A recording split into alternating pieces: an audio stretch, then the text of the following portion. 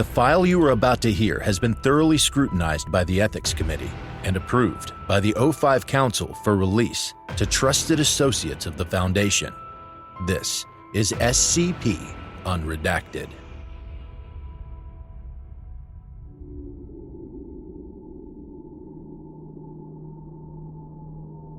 And then, there were 3 cities for the 3 old gods, scattered and sundered to the corners of the continent.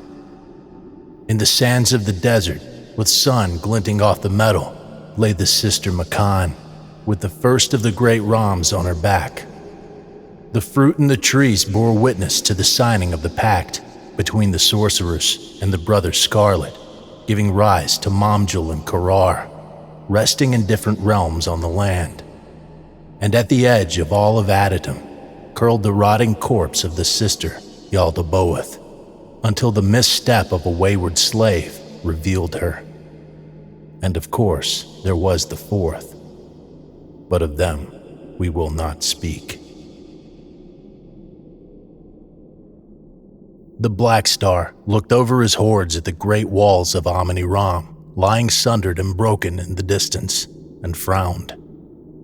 The sun cast a strange glow over the tableau.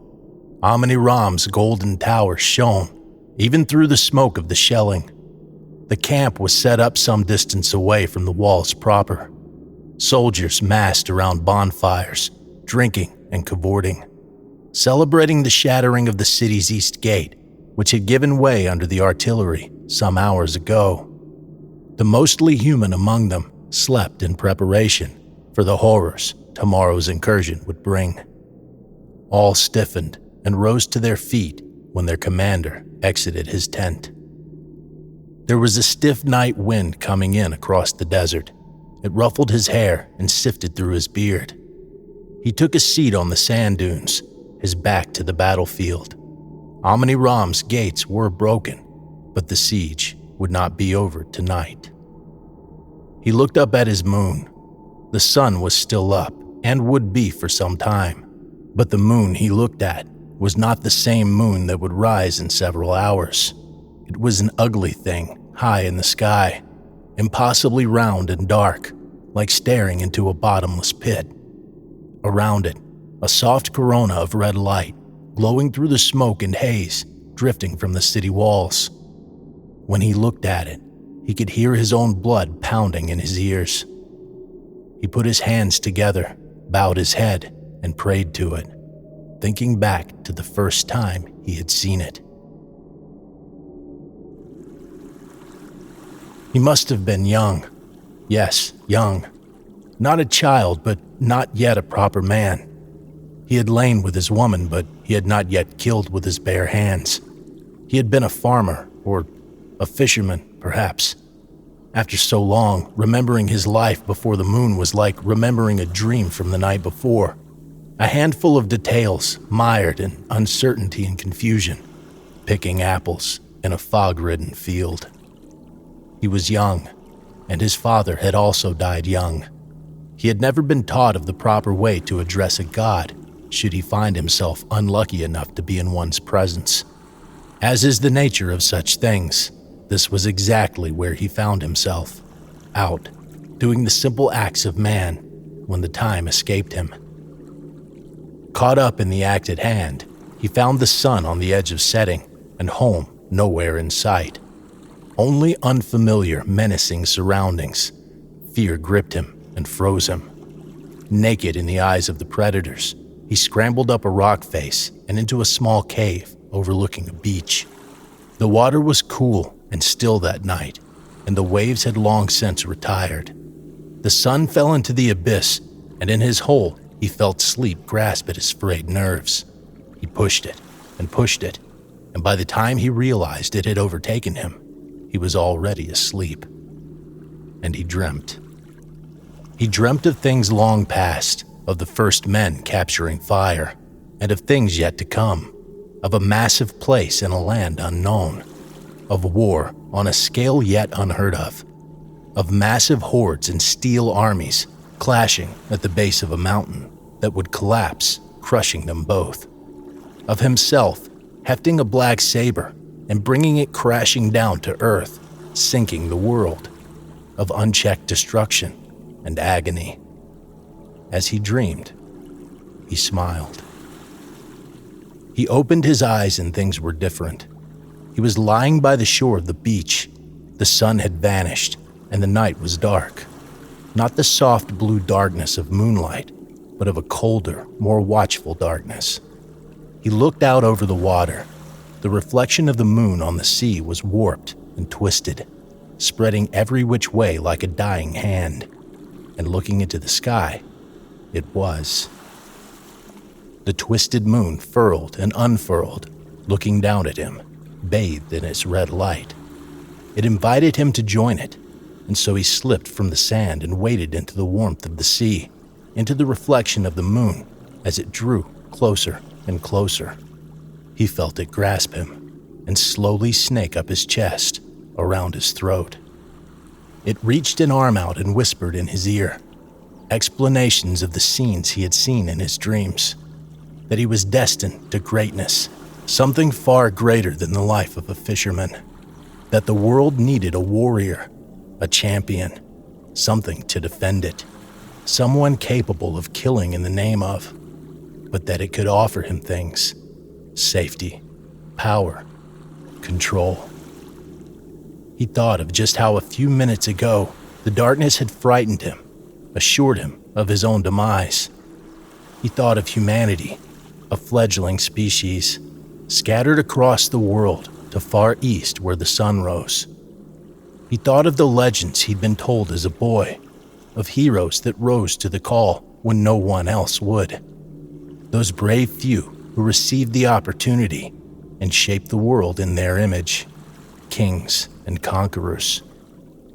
In the deafening silence, all he could hear was the steady rhythm of the dark water, lapping against the shore, glowing in the red light.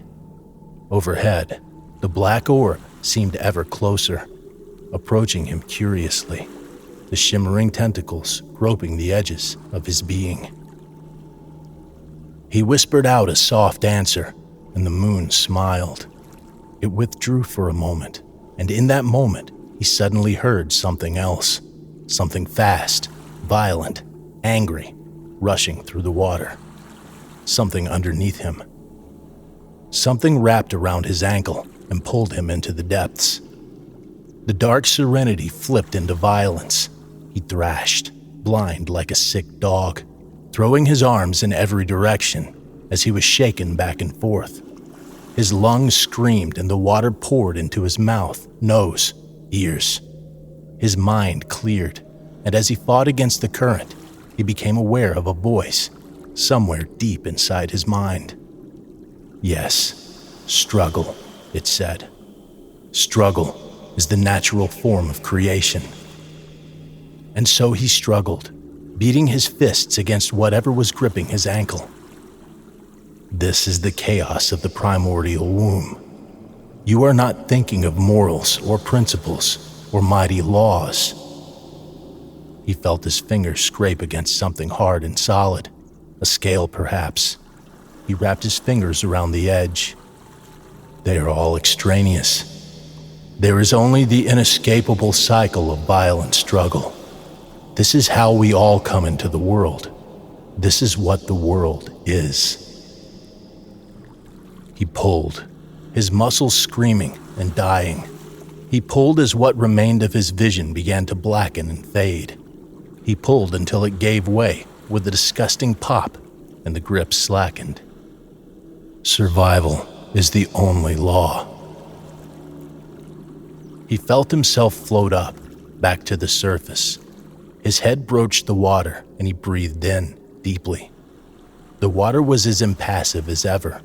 No sign of a life or death struggle under it. Look, child. Strike the deal in blood. Something else was floating in the water before him, the red light glinting off its wetness. It was no creature he had ever seen, a misshapen mass of flesh, only slightly larger than his torso. It gurgled and aimlessly waved two vestigial limbs at him. Its eyes glinted in the moonlight. He felt a heaviness in his hand, a short black dagger, glass-like. He raised the knife and looked into the thing's eyes. Kill it. Take your place in the cycle of violence. Take your birthright. The deal was struck. He woke again, this time returned to his cave. The sun was rising over the horizon, spreading its light into his surroundings, and he saw, in the back of the hollow, a burned-out fire and a short black dagger cooling in the soot.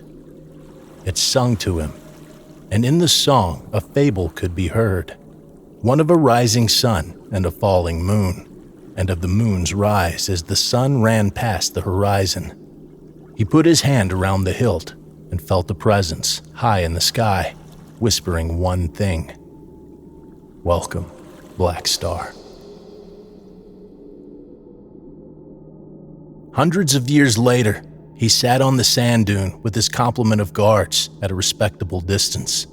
He prayed to the moon for guidance, for assurance that all this butchery was what he was meant to do with the army and the power given to him.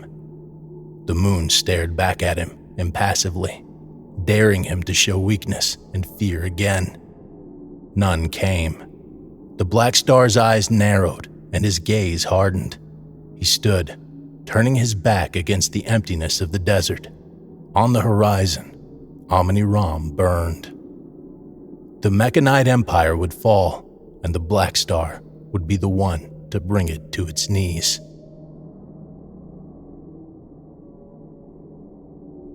And before the old gods fought their war and broke the sky, and laid the foundations for the next civilizations of the earth, there were once four gods and their 4 cities. But of the 4th was committed an act of heresy, in raw defiance of the oldest laws that underpin our world. And as the world came apart, his brethren acted. They cast out their 4th and labeled him as unclean, the abominate, the wretch, the first apostate. He fell from the heavens and landed deep in the waters of the west, drowning, while the war in the heavens raged on unabated.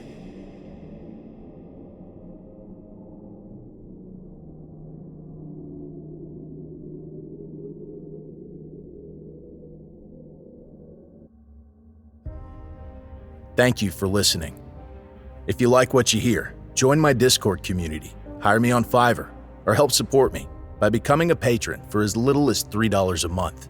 Regardless of tier, all patrons get early access to every single episode. The links are in the description. I don't have the talent it takes to write a skip. All I do is read. Original authors make this podcast possible, so credit to the original author. Their link's in the description. Show them some love as well. Consider becoming a member of the SCP Wiki. Upvote their work and maybe write a skip of your own. Maybe I'll read it here someday. You never know if you never try.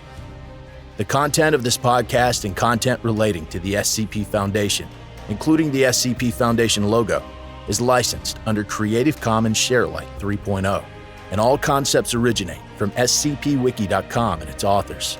This recording, being derived from this content, is hereby also released under Creative Commons Sharealike 3.0.